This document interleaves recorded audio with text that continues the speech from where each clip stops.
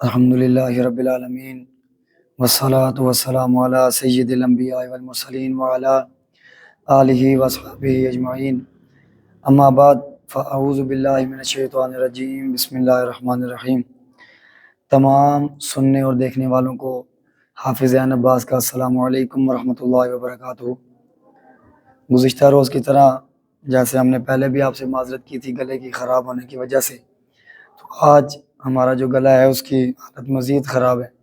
دعا کیجیے گا کہ اللہ تعالیٰ میرے لیے آسانیاں فرمائے، میں جو آپ کو چیزیں سکھانے کی کوشش کر رہا ہوں اللہ تعالیٰ اس میں میرے لیے آسانیاں فرمائے، میں آپ کو بہتر انداز میں سمجھا سکوں، اور جو میرا گلا ہے اسپیشلی دعا کیجیے گا کہ یہ ٹھیک ہو جائے۔ الحمدللہ رب العالمین کہ آج ہمارا جو خلاصۃ القرآن ہے، آج اس کا چھٹا روز ہے، جس کے اندر آج ہم چھٹے پارے کا خلاصہ سیکھنے کی کوشش کریں گے۔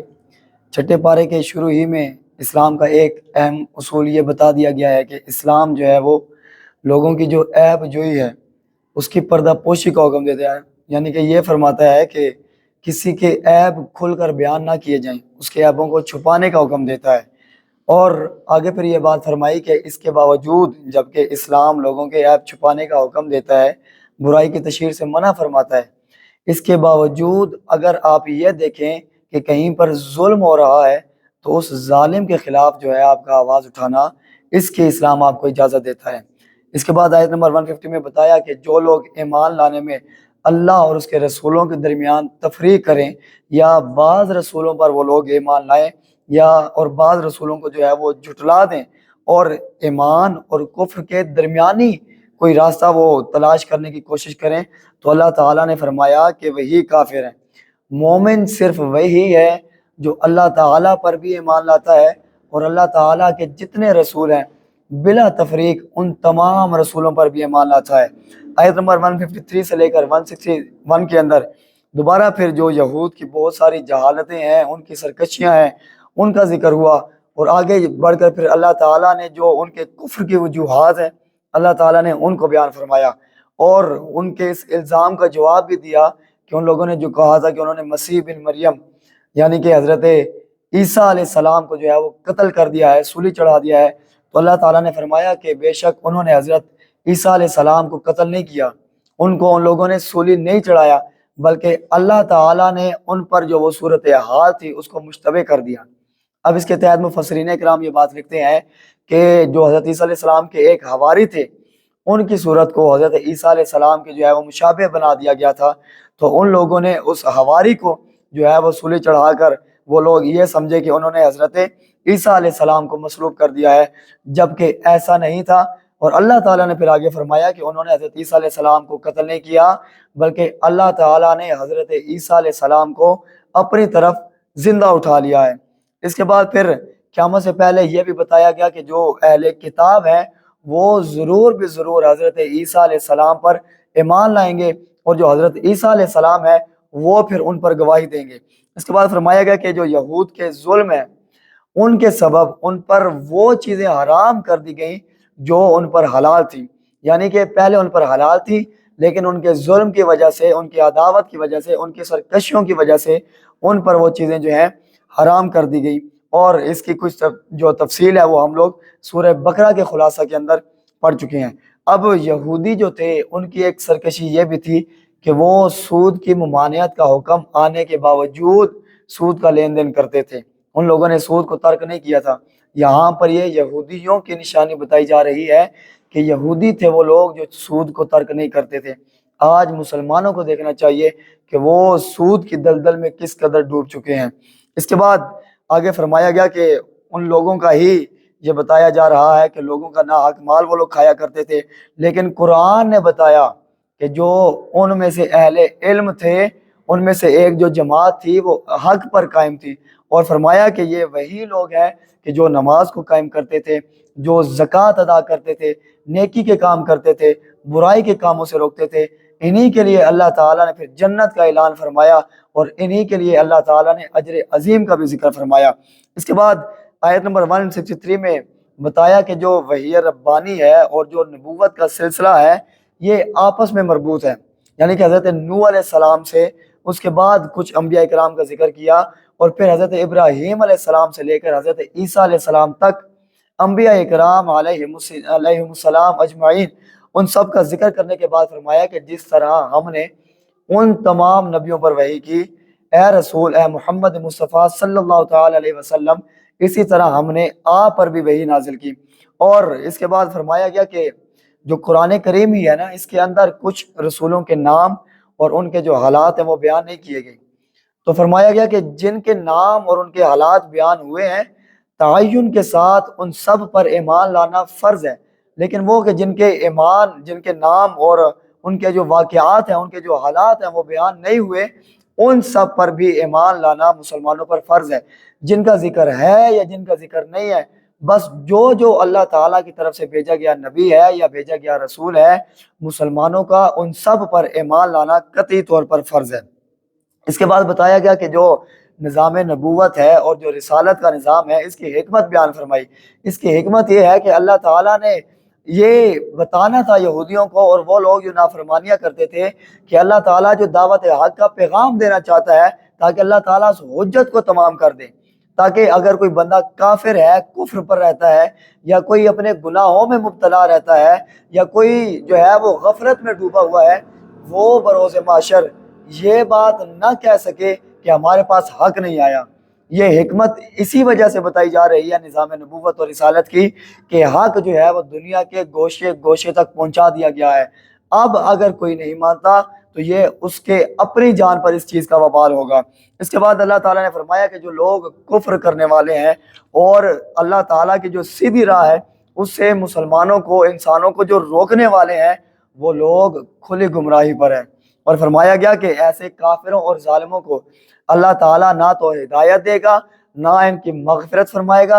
اور جہنم کے راستے کے علاوہ ان کو کسی اور راستے پر بھی نہیں چلایا جائے گا، یعنی کہ یہ صرف اور صرف سیدھا جہنم کے راستے پر چلیں گے۔ اس کے بعد پھر اللہ تعالیٰ نے اپنی بے نیازی کا ذکر کرتے ہوئے اللہ تعالیٰ نے فرمایا کہ اگر رسول اللہ صلی اللہ تعالیٰ علیہ وآلہ وسلم کی لائی ہوئی جو بات ہے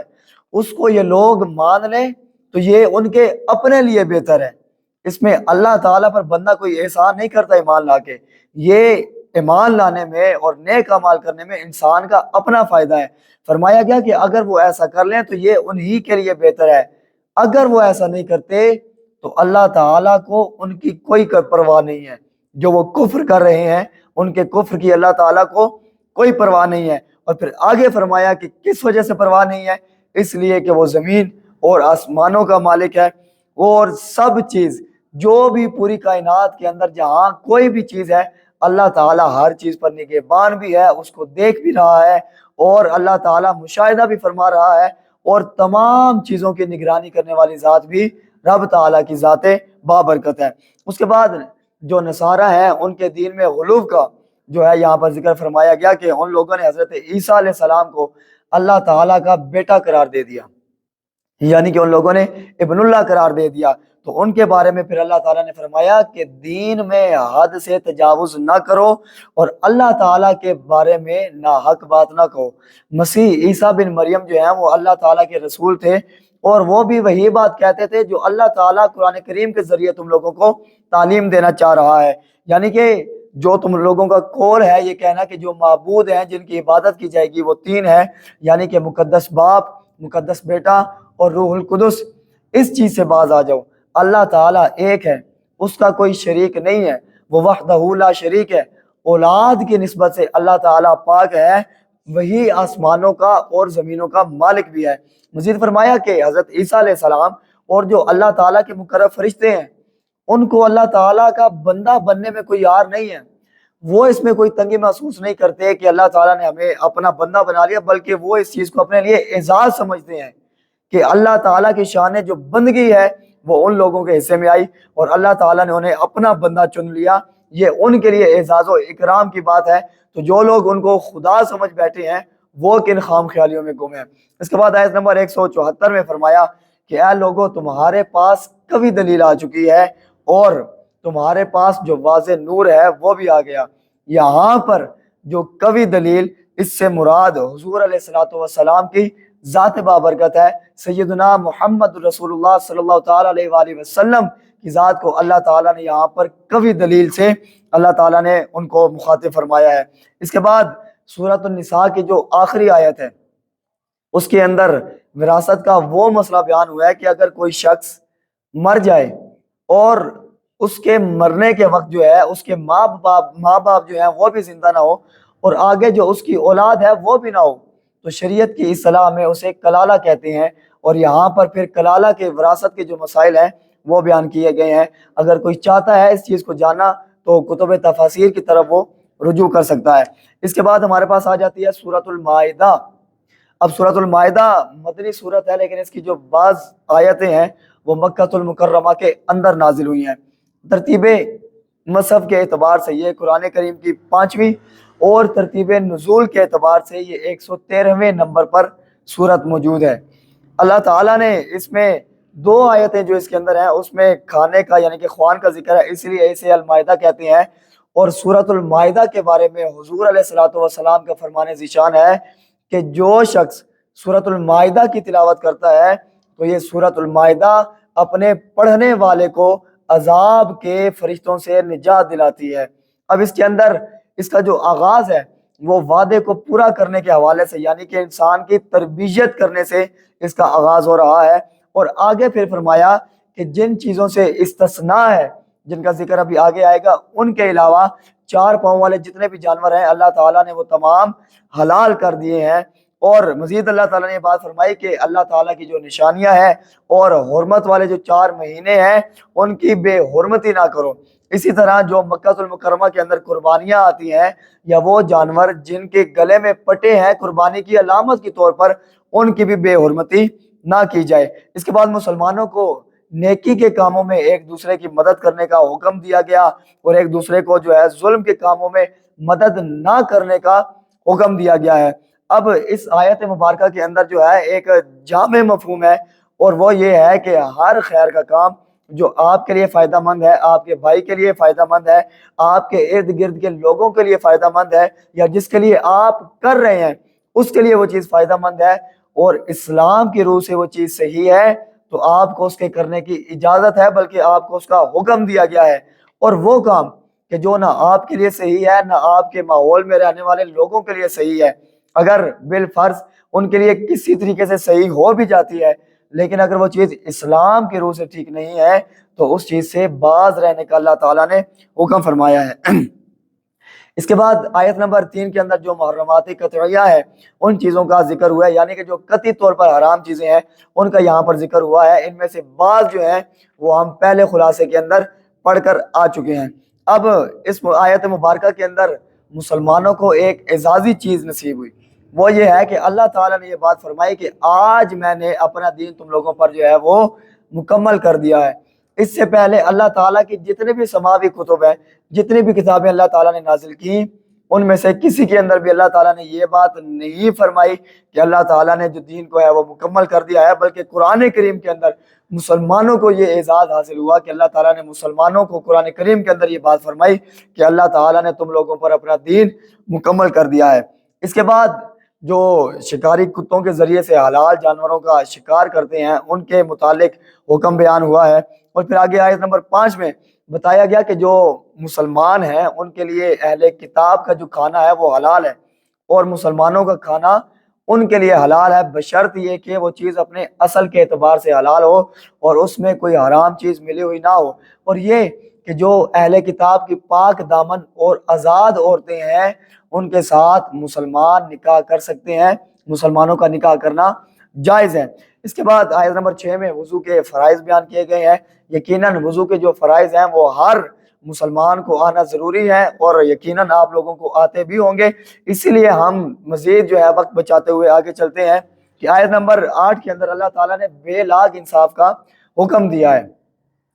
اللہ تعالیٰ نے یہ بات فرمائی ہے کہ کسی قوم کے ساتھ دشمنی کی وجہ سے اس کے ساتھ ناانصافی نہیں کرنی۔ یہ ہے دین اسلام کا حسن کہ اگر آپ کا کوئی دشمن بھی ہے، اگر وہ بھی آپ کے پاس آ جاتا ہے، کوئی اس کا معاملہ آپ کے پاس آ جاتا ہے، کوئی کیس آپ کے پاس آ جاتا ہے، تو اس کے ساتھ بھی آپ نے عدل کے ساتھ کام لینا ہے، اور آگے فرمایا کہ تم عدل کرتے رہو اور یہی روش خوف خدا کے زیادہ قریب ہے۔ اس کے بعد آیت نمبر 11 میں یہودیوں کی آپ صلی اللہ تعالیٰ علیہ وسلم کو بھاری پتھر جو ہے لٹکا کر شہید کرنے کی جو کوشش ہے اس کو ناکام کیے جانے کا ذکر ہے، اور اللہ تعالیٰ نے جو حضور علیہ الصلوۃ والسلام کی حفاظت کی اس احسان کا یہاں پر ذکر فرمایا۔ اور پھر اس کے بعد اللہ تعالیٰ نے آیت نمبر 12 کے اندر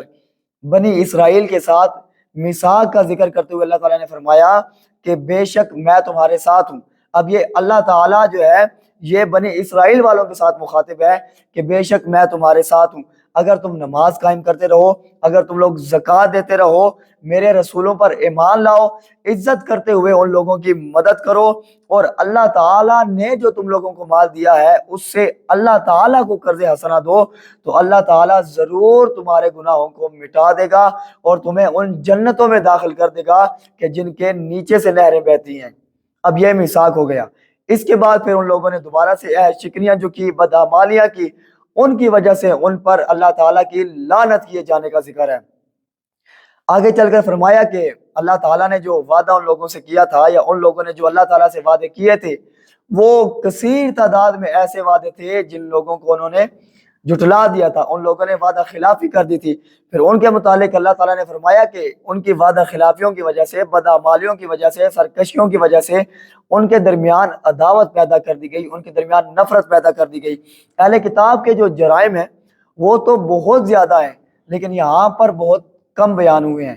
اب کم بیان کرنے کا مقصد یہ ہے کہ ہمارا مقصد ان کی اصلاح کرنا ہے۔ یہ قرآن کی تعلیم ہے، قرآن یہ بات بتا رہا ہے کہ ان کے جو جرائم ہیں ان کی تشہیر کرنا اسلام کا مقصد نہیں ہے، بلکہ جو ان کی اصلاح ہے وہ اسلام کرنا چاہتا ہے۔ اس لیے یہاں پر ان کے زیادہ جرائم کا ذکر نہیں کیا، بلکہ ان کی اصلاح کرنے کی کوشش کی جا رہی ہے۔ پھر اللہ تعالیٰ کا ارشاد ہوا کہ بے شک تمہارے پاس اللہ تعالیٰ کی طرف سے نور نبوت اور روشن کتاب آئی ہے۔ اللہ تعالیٰ اس کے ذریعے سے سلامتی کی راہوں پر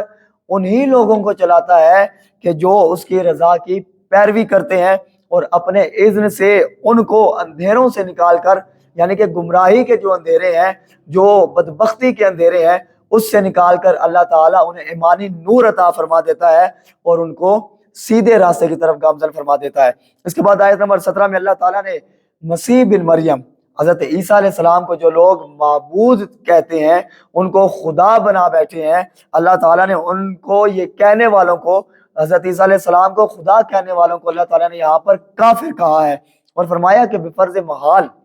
اگر اللہ تعالیٰ مسیح بن مریم کو اور حضرت مریم کو اگر اللہ تعالیٰ ہلاک کرنا چاہے تو ساری زمین بھی اگر مل جائے نا تو ان لوگوں کو اللہ تعالیٰ سے نہیں بچا سکتی۔ اس کے بعد یہود و نصارہ کی جو خوش فہمی تھی یہاں پر اس کا رد کیا گیا ہے۔ وہ لوگ یہ کہتے تھے کہ ہم اللہ تعالیٰ کے بیٹے ہیں اور اللہ تعالیٰ کے محبوب ہیں، اس لیے ان کا جو جی میں آتا تھا وہ کیے جاتے تھے۔ یہاں پر اللہ تعالیٰ نے ان کی اس خوش فہمی کا رد فرمایا ہے۔ آگے اہل کتاب کو پھر مخاطب کر کے فرمایا کہ انبیاء کرام علیہم السلام، ان کی جو بعثت کا ایک سلسلہ تھا، یعنی حضرت عیسیٰ علیہ السلام تک، اس کے بعد جو حضور علیہ السلام کی بعثت، حضرت عیسیٰ علیہ السلام کی بعثت کے بعد درمیان میں جو گیپ آیا، اس کے بعد جب اللہ تعالیٰ نے عظیم رسول کو مبعوث فرمایا تو ان کو مبعوث کرنے کا مقصد یہ ہی تھا کہ تم لوگ یہ نہ کہہ سکو کہ ہمارے پاس کوئی بشیر و نذیر نہیں آیا، کہ ہمارے پاس کوئی اللہ تعالیٰ کی رحمت کی بشارتیں دینے والا نہیں آیا، اللہ تعالیٰ کے عذاب سے ہم لوگوں کو ڈرانے والا نہیں آیا۔ اب تمہارے پاس اللہ تعالیٰ کی رحمت کی خوشخبری دینے والا بھی آ گیا ہے، اور اللہ تعالیٰ کے عذاب سے ڈرانے والے محمد صلی اللہ تعالیٰ علیہ وسلم، اللہ تعالیٰ کے آخری نبی اور اللہ تعالیٰ کے آخری رسول تشریف لا چکے ہیں۔ اس کے بعد آیت نمبر 21 سے 26 میں اس بات کا ذکر ہے کہ بنی اسرائیل کو مقدس سرزمین میں داخل ہونے کا جب حکم ہوا اور وہ جب داخل ہونے لگے تو انہوں نے حضرت عیسیٰ علیہ السلام سے کہا کہ ہم یہاں پر بڑی جسامت والے لوگوں کو دیکھتے ہیں، ایسا کیجئے کہ آپ اور اللہ تعالیٰ جائیے، ان لوگوں سے لڑیے کہ جب تک یہ لوگ یہاں سے نہیں نکلیں گے ہم لوگ یہاں سے نہیں جائیں گے۔ یہاں پر حضرت عیسیٰ علیہ السلام نے حضرت موسیٰ علیہ السلام سے لوگوں نے یہ بات کہی تھی۔ اب پھر حضرت موسیٰ علیہ السلام جب ان بے جا قسم کی جو باتیں تھیں ان سے تنگ آ گئے تو انہوں نے کہا کہ اے باری تعالیٰ، میرا جو زور ہے نا وہ میرے بھائی پر اور میری اپنی ذات پر چلتا ہے، میں ان لوگوں سے بری ہوں، پس تو میرے اور میری قوم کے درمیان فیصلہ فرما دے۔ تو اللہ تعالیٰ نے پھر 40 سال تک ان پر جو مقدس زمین ہے اس کو حرام قرار دے دیا، اور اللہ تعالیٰ نے فرمایا کہ بس ٹھیک ہے اب یوں ہی زمین میں بھٹکتے رہو، کیونکہ ان لوگوں نے جو اللہ تعالیٰ کی نعمت ہے اس کو جھٹلایا تھا۔ اس کے بعد آیت نمبر 27 سے لے کر 31 میں حضرت آدم علیہ السلام کے 2 بیٹوں کا ذکر ہے کہ جب ان دونوں نے قربانی پیش کی، ان میں سے ایک کی جو قربانی ہے وہ قبول کر لی گئی اور دوسرے کی جو قربانی ہے اس کو رد کر دیا گیا۔ اب قربانی کا جو پس منظر ہے اس کو اگر کوئی شخص سمجھنا چاہتا ہے، کوئی سیکھنا چاہتا ہے، تو اسے چاہیے کہ ہمارا کام خلاصہ بیان کرنا ہے، اور مقصد بھی یہی ہے کہ خلاصہ سیکھ کر آپ کا رجحان بڑھے کہ یار اس میں مزید کیا چیز ہم لوگوں کو سیکھنے والے مل سکتی ہے، تاکہ آپ لوگ جو کتب تفاسیر ہیں، قرآن کریم کی تفاسیر ہیں، ان کی طرف رجوع کریں۔ ہمارا مقصد صرف اور صرف یہی ہے۔ یہاں پر ان کا واقعہ بیان ہوا کہ ایک کی قربانی قبول ہو گئی، ایک کی قربانی قبول نہیں ہوئی۔ اب علامت کیا تھی ان کی شریعت میں کسی جو ہے قربانی کے قبول ہونے کی؟ وہ یہ تھی کہ آسمان سے بجلی آتی تھی اور آگ آتی تھی اور جو قربانی تھی اس کو جلا دیتی تھی۔ اب ان میں سے حابیل کی قربانی کو قبول کر لیا گیا، قابیل کی جو قربانی ہے وہ قبول نہ ہوئی، تو قابیل نے پھر ایسا کیا کہ اس نے اپنے بھائی کا قتل کر دیا۔ تو پھر یہاں پر اب اسے سمجھ نہیں آ رہی تھی کہ میں نے قتل تو کر دیا ہے، اب میں اپنے بھائی کی لاش کے ساتھ کروں تو کیا کروں؟ تو پھر اللہ تعالیٰ نے کوا بھیج کر قابیل کو یہ بات سکھائی کہ اس کو اس طریقے سے دفن کر دو۔ اس سارے واقعے کے بعد اللہ تعالیٰ نے اس پس منظر کو بیان فرمانے کے بعد اللہ تعالیٰ نے فرمایا اسی وجہ سے ہم نے بنی اسرائیل پر لکھ دیا ہے کہ جس شخص نے جان کے بدلے، یعنی کہ قصاص کے بدلے میں اگر کسی کی جان لیا تو ٹھیک، وگرنہ اگر کسی نے ظلم کے ساتھ یا بے انصافی کے ساتھ کسی کی جان لی ہے تو گویا کہ اس نے تمام انسانیت کی جان لی ہے، اس نے تمام انسانیت کو قتل کیا ہے۔ اور اگر کسی نے کسی ایک شخص کی جان بچا لی تو سمجھیے کہ اس نے تمام انسانیت کو بچا لیا ہے۔ اس کے بعد اللہ تعالیٰ نے انسانیت کے جو سب سے بڑا جرم ہے، آج کے اگر زبان میں اسے سمجھا جائے تو اس سے مراد دہشت گردی ہے۔ یہ انسانیت کا سب سے بڑا جرم، اس کی حد کو اللہ تعالیٰ نے قرار دیتے ہوئے یہ فرمایا کہ جو شخص دہشت گردی کرتا ہے وہ شخص ایسا ہی ہے کہ وہ اللہ تعالیٰ اور اس کے رسول کے خلاف اعلان جنگ کر رہا ہے۔ اور پھر اللہ تعالیٰ نے یہ بات فرمائی کہ جو لوگ اللہ تعالیٰ کے ساتھ اور اس کے رسول کے ساتھ اعلان جنگ کرتے ہیں انہیں چن چن کر قتل کر ڈالو، یا پھر ان لوگوں کو سولی چڑھا دو، یا ایسا کرو کہ ایک جانب سے ہاتھ اور دوسری جانب سے جو ہے ان کا پاؤں کاٹ دو اور انہیں اپنی زمینوں سے نکال دو، یعنی کہ ان لوگوں کو قید کر دو۔ اور آگے فرمایا کہ یہ صرف اور صرف دنیا میں ان لوگوں کی رسوائی ہے، آخرت کا جو عذاب ہے وہ اس سے بھی کئی گنا زیادہ بڑا ہے ان لوگوں کے لیے جو دہشت گردی کرتے ہیں۔ اس کے بعد آیت نمبر 35 میں اہل ایمان کو تقوی اختیار کرنے، اللہ تعالیٰ کی بارگاہ میں نجات کا وسیلہ تلاش کرنے کا حکم دیا گیا۔ آیت نمبر 36 میں فرمایا کہ کوئی شخص روئے زمین کا، یعنی کہ ساری زمین کا مالک بنا دیا جائے اور اس میں جتنی بھی دولت پڑی ہوئی ہے اتنی دولت اس کو مزید مل جائے اور وہ یہ اپنی جان کے فدیے کے طور پر اللہ تعالیٰ کو دے دے قیامت کے دن، تب بھی ایک کافر جو ہے اس سارے مال کے بدلے بھی اپنی جان کی نجات نہیں پا سکتا۔ یعنی کہ بروز محشر مال و زر کام نہیں آئے گا، اس دن اگر کام آئے گا تو وہ انسان کے جو ٹوٹے پھوٹے یا کچھ اعمال وہ کر لیتا ہے، جو وہ گناہوں سے بچنے کی کوشش کر لیتا ہے، یہ بھی کام آئیں گے، لیکن سب سے بڑھ کر اللہ تعالیٰ کا فضل، اس کا کرم اور حضور علیہ الصلوۃ والسلام کی سفارش ہی ہے جو بندہ مومن کی نجات کا ذریعہ بنے گا۔ اس کے بعد آیت نمبر 38 میں جو چوری کرنے والے ہیں ان کے جو ہاتھ ہے اس کو کاٹے دیے جانے کا حکم ہے۔ اور پھر اللہ تعالیٰ نے یہ بات فرمائی کہ یہ دوسروں کے لیے جو ہے نشان عبرت ہے۔ اگر وہ لوگ یعنی کہ ہاتھ کاٹ دیے جانے کے بعد وہ لوگ اپنی اصلاح کر لیتے ہیں، توبہ کر لیتے ہیں، تو اللہ تعالیٰ جو ہے ان کو معاف فرمانے والا ہے۔ اور اس کے بعد پھر اللہ تعالیٰ نے زمین و آسمانوں کی بادشاہی اور عذاب دینے اور معاف کرنے کی قدرت بتایا ہے کہ یہ صرف رب العالمین ہی کا خاصہ ہے، اس کے علاوہ کسی کے پاس یہ خصوصیات نہیں ہیں۔ اس کے بعد ایک بار پھر یہود کا جو نفاق ہے اس کی مختلف صورتیں بیان کی گئی اور یہ بھی بتایا گیا کہ جو تورات ہے اس کے اندر زنا کی جو سزا ہے وہ رجم کرنا ہے، لیکن جو تھے یہودی اور ان کے جو علماء تھے وہ اس کو چھپاتے تھے، تو حضور علیہ الصلوۃ والسلام نے اس حکم کو بیان کر دیا، ظاہر کر دیا، عیاں کر دیا۔ تو اللہ تعالیٰ نے رسول اللہ صلی اللہ تعالیٰ علیہ وآلہ وسلم کو یہ بات فرمائی کہ اگر وہ لوگ آپ کے پاس کوئی مقدمہ لے کر آئیں تو یہ آپ پر ہے کہ آپ اس فیصلے کو دیکھیں یا نہ دیکھیں، یعنی کہ ان کا مقدمہ جو ہے اس پر نظر ثانی کریں یا نہ کریں۔ اگر آپ نہیں کرتے تو ٹھیک ہے، لیکن اگر آپ کرتے ہیں تو پھر حق کے ساتھ ان کے درمیان آپ نے فیصلہ کرنا ہے، یعنی کہ حق کے ساتھ آپ نے کام لینا ہے۔ پھر بالترتیب اگلی جو 3 آیات ہیں ان میں یہ بات بتائی گئی کہ جو اللہ تعالیٰ کے نازل کیے ہوئے احکامات ہیں، کوئی ان کے خلاف اگر فیصلہ دیتا ہے تو وہ کافر ہے، ظالم ہے، فاسق ہے۔ یعنی کہ جو شخص اتنا سرکش ہو چکا ہے کہ وہ اللہ تعالیٰ کے جو احکامات ہیں ان کو سرے سے تسلیم ہی نہیں کرتا، وہ شخص کافر ہے۔ اور جو اپنی ہٹ دھرمی کی وجہ سے اللہ تعالیٰ کے جو احکامات ہیں ان کو نافذ نہیں کرتا تو وہ شخص فاسق ہے، وہ شخص فاجر ہے۔ اس کے بعد فرمایا گیا کہ اللہ تعالیٰ نے تورات کو نازل فرمایا، اور اس کی جو حفاظت کی ذمہ داری تھی نا وہ جو ان کے علماء تھے ان کی لگائی گئی، تو اسی وجہ سے اس کے اندر تعریف ہوئی۔ جبکہ قرآن کریم وہ کتاب ہے کہ جس کا ذمہ اللہ تعالیٰ کی ذات نے خود لیا ہے پچھلی آسمانی کتب کے اندر، اور اس کے اندر یہی فرق ہے کہ کتاب اللہ قرآن مجید کا ذمہ اللہ تعالیٰ نے خود لیا ہے، اسی لیے 1400 سال پہلے سے لے کر تا قیامت تک نہ اس کے اندر کسی ایک زبر زیر پیش کی کوئی رد و بدل ہوئی ہے، نہ ہو رہی ہے، اور نہ ہی آنے والے وقت میں ہوگی، کیونکہ اس کا ذمہ مخلوق کے پاس نہیں ہے بلکہ اس کا ذمہ خالق کے پاس ہے۔ اس کے بعد آیت نمبر 45 میں قانون قصاص کو بیان کیا گیا کہ جان کے بدلے جان لی جائے گی، آنکھ کے بدلے آنکھ لی جائے گی، ناک کے بدلے ناک لیا جائے گا، کان کے بدلے کان لیا جائے گا، دانت کے بدلے دان لیا جائے گا، اور اسی طرح جو زخم ہے انسان کے اس کا بھی قصاص ہے، اور جو خوش دلی سے قصاص دے دے اور اپنے جرم کو جو ہے وہ قبول کر لے تو یہ اس کے گناہ کا کفارہ ہے، یعنی کہ پھر اس کی اس پر پکڑ نہیں ہوگی۔ اس کے بعد آیت نمبر 46 میں فرمایا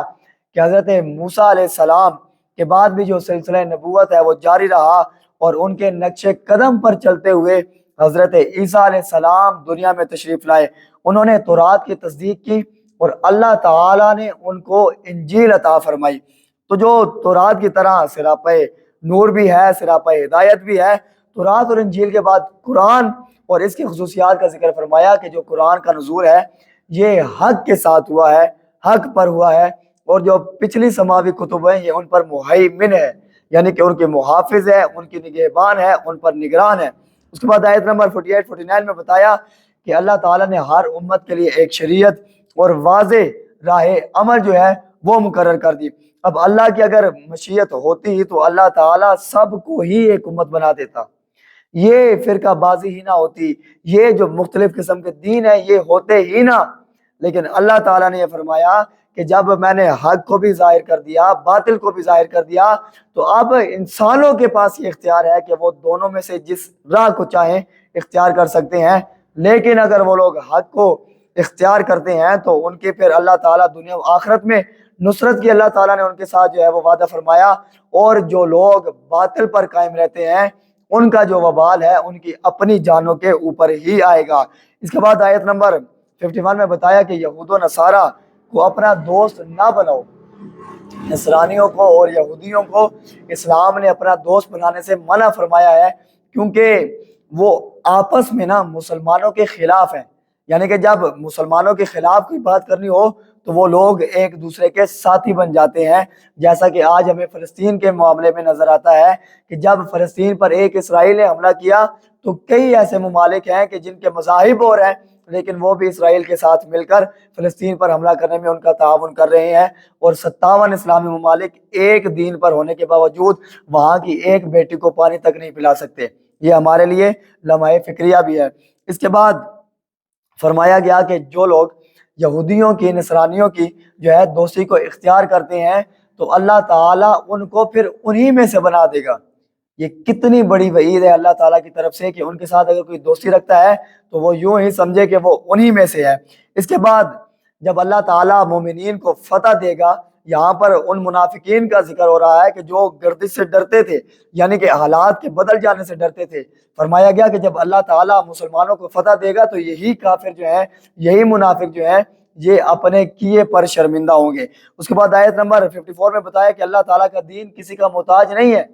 اگر اللہ تعالیٰ چاہے، یہ اللہ تعالیٰ کی بے نیازی، آپ اور میں اگر نیک اعمال کر رہے ہیں تو ہم کون سا اللہ تعالیٰ پر معاذ اللہ جو ہے وہ احسان کر رہے ہیں؟ اس میں آپ کا اور میرا اپنا بھلا ہے۔ ہم اعمال اس لیے کر رہے ہیں تاکہ ہم جہنم سے بچ جائیں، عذاب قبر سے بچ جائیں، اللہ تعالیٰ کے غضب سے بچ جائیں۔ اس میں اللہ تعالیٰ پر انسان کا کوئی احسان نہیں ہے۔ اللہ تعالیٰ کی بے نیازی یہ ہے، وہ فرماتا ہے کہ اللہ تعالیٰ کا جو دین ہے وہ کسی کا محتاج نہیں ہے، آپ کے اور میرے کام کرنے کا اللہ کا دین محتاج نہیں ہے۔ اگر ہم لوگ نہ کریں تو اللہ تعالیٰ چاہے تو ایسی قوم پیدا کر دے گا جس کے ساتھ اللہ محبت کرے گا، اور وہ لوگ اللہ تعالیٰ کی ذات سے محبت کریں گے، یعنی دونوں ایک دوسرے سے محبت کرنے والے ہوں گے، اور وہ قوم مسلمانوں کے ساتھ محبت کرے گی، اور جو کافر ہیں ان کے خلاف سخت دل ہوگی۔ آیت نمبر 56 میں فرمایا کہ جو اللہ اور رسول پر ایمان لاتے ہیں اور ایمان والوں کو اپنا دوست بناتے ہیں تو بے شک اللہ تعالیٰ کی جماعت ہی غالب آنے والی ہے۔ اس کے بعد آیت نمبر 57 میں بتایا کہ اہل کتاب میں سے جو دین کا مذاق بنانے والے ہیں اور جو کافر ہیں ان کو اپنا دوست نہیں بنانا، یعنی یہاں پر دوبارہ دین کا جو مذاق بنانے والے لوگ ہیں ان کی دوستی کی ممانعت کا ذکر آ گیا۔ آیت نمبر 60 میں اللہ تعالیٰ نے فرمایا کہ بدترین سزا ان لوگوں کی ہے جن پر اللہ تعالیٰ نے لعنت فرمائی، جن پر اللہ تعالیٰ نے غضب فرمایا۔ ان لوگوں نے شیطان کی عبادت کی، اور ان میں سے جو بعض کی صورتیں ہیں ان کو بندر اور خنزیر کی شکلوں میں تبدیل کر دیا گیا۔ اس کے بعد آیت نمبر 61 اور 62 میں منافقین یہود جو ہیں ان کی بے ایمانی اور جو حرام خوری کے کاموں میں وہ لوگ بڑھتے چلے جا رہے تھے اس کا ذکر ہے۔ اس کے بعد آیت نمبر 63 میں اللہ تعالیٰ نے یہود کی ان بدعمالیوں پر علماء و مشائخ جو ان کے تھے، یعنی کہ وہ لوگ جو برا کام کرتے تھے اس پر جو ان کے علماء خاموش رہتے تھے، اللہ تعالیٰ نے فرمایا کہ ان لوگوں کے جو فرائض تھے، جو جس منصب پر ان لوگوں کو فائز کیا گیا، وہ جو ان کے فرائض تھے ان لوگوں نے صحیح طریقے سے اس کو ادا نہ کیا، ان لوگوں نے اس میں غفلت برتی ہے۔ آیت نمبر 64 میں جو ہم پہلے پڑھ چکے ہیں کہ یہودیوں نے جو ہے اہل کتاب نے جو اللہ تعالیٰ کی شان میں گستاخی کی تھی، نازیبا کلمہ بولا تھا، اللہ تعالیٰ نے یہاں پر اسی کا بیان کرتے ہوئے فرمایا کہ اس کے سبب اللہ تعالیٰ نے ان پر لعنت فرمائی ہے۔ اس کے بعد آیت نمبر 66 میں اہل کتاب اگر تورات اور انجیل کے احکامات پر عمل کرتے تو اللہ تعالیٰ ان کو فراخ رزق دیتا، لیکن ان میں سے ایک ہی جماعت ایسی ہے کہ جو حق پر کاربند ہے۔ آیت نمبر 67 میں اللہ تعالیٰ نے فرمایا کہ اے رسول، آپ کے رب کی جانب سے جو کلام آپ پر نازل کیا گیا ہے اسے لوگوں تک پہنچا دو۔